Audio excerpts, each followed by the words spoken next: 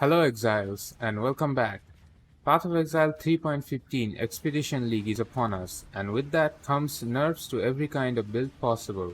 And even though I said that the nerfs were not going to affect our minion builds too much, after going through the actual numbers from patch notes, it's a pretty big loss when it comes to damage.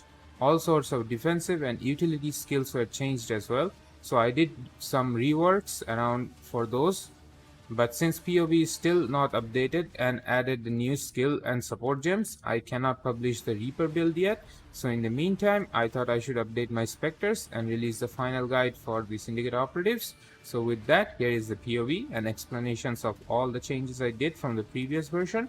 I will not go in depth about the core mechanics of the gameplay since it has not changed in any shape, way or form.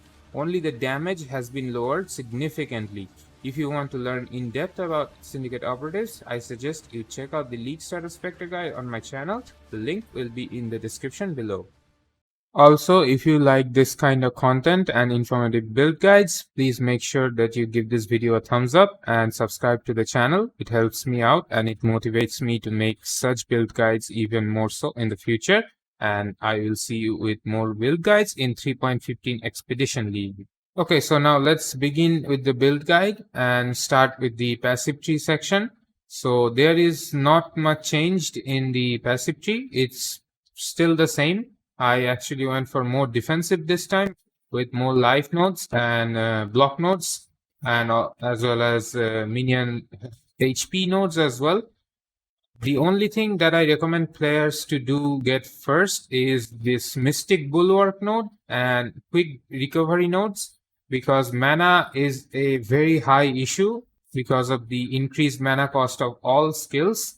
So with Mystic Bulwark and quick recovery, you will have enough mana regen to sustain the incremented cost of all skills in the game. Other than that, it's already the same passive tree. You start off from the witch side and you grab everything on the left side, most of stuff on the left side. You grab Death Attunement, you grab Avatar of Fire, life nodes, all the mana reservation nodes, and minion nodes on the way over here on the big cluster. The life node, jewel sockets, and then we go down. We grab the Grave Pack. This is very important. Then that shield nodes for resistances and block chance, life nodes all the way down here, jewel socket, and of course the elemental equilibrium combo with Avatar of Fire and necromantic aegis, so we can generate frenzy and power charge for our minions very smoothly. And that's pretty much the basic passive tree. The updated version with clusters, I'll get on with that later when I have more currency, as well as testing out more stuff for the new league as well. And also for the Necromancer Ascendancy, nothing was changed. Necromancer Ascendancy is completely untouched. So for our first lab, we'll go Mindless Aggression for minion damage, then Unnatural Strength for extra levels on minion gems, then Commander of Darkness to cap our resistances as well as boosting damage for our minions, and finally we go Mistress of Sacrifice, so we can use Bone Offering to give ourselves a lot of block chance as well as for our minions as well.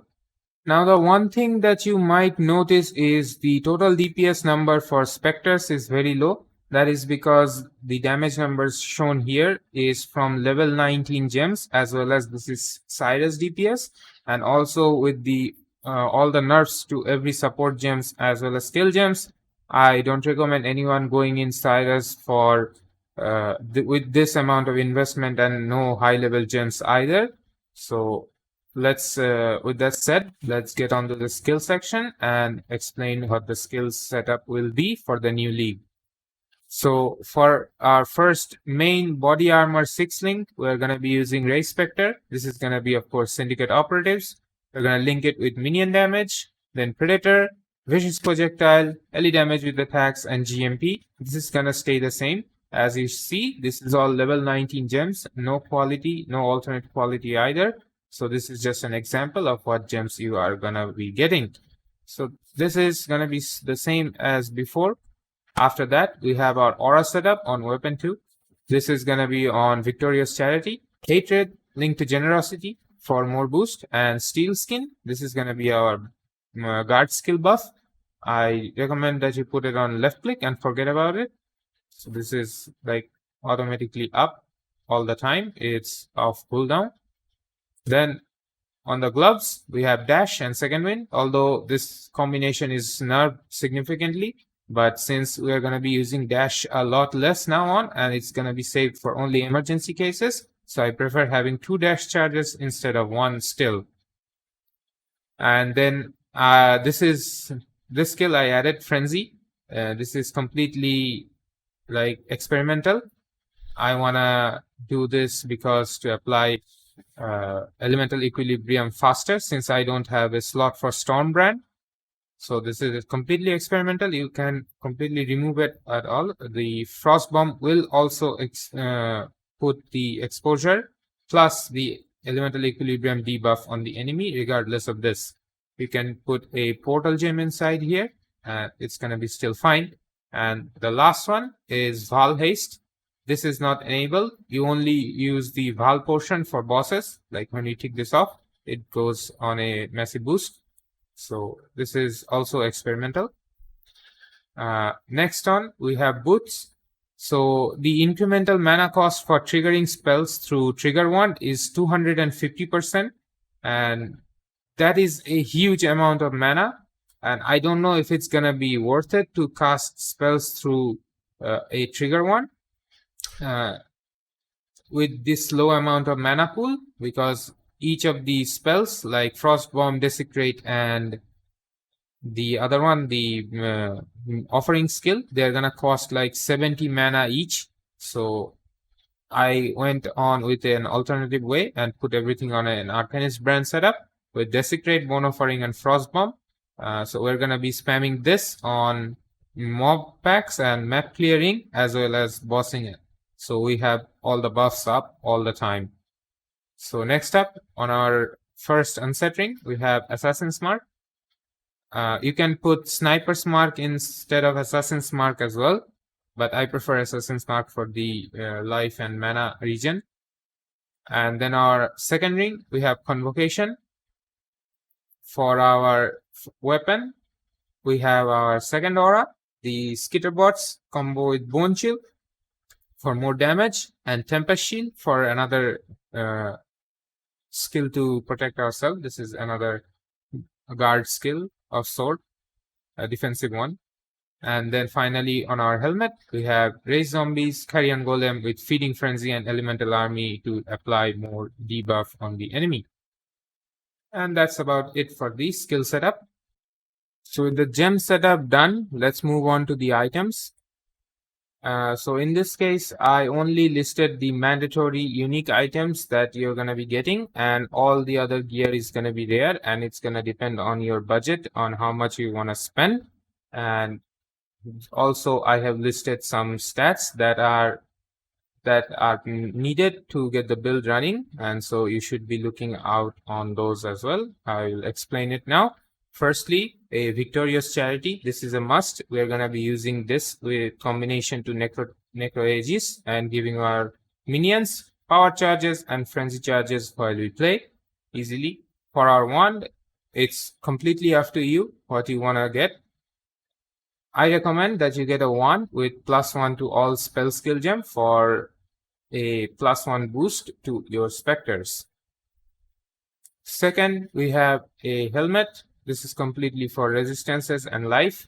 Same with the body armor, life and resistance. Get dexterity on these slots if you want for the dex capping on our highly expensive dex hungry gems. And for our gloves, we have Triad Grip. This is going to be used to convert all our minions' physical damage into cold. We want 4 green sockets on these. This is quite expensive if you go on the market and try to buy all 4 green socket on the Triad Grip. So I recommend that you do this with your own benchcraft and make the 4 green socket yourself by using the benchcraft tricks.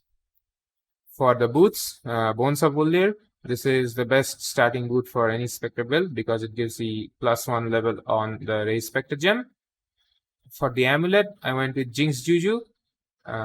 You can go with any rare amulet if you feel that you can cap all of your necessary resistances and the attributes through this. This can be a helpful slot there. For the anointment, there are two of them.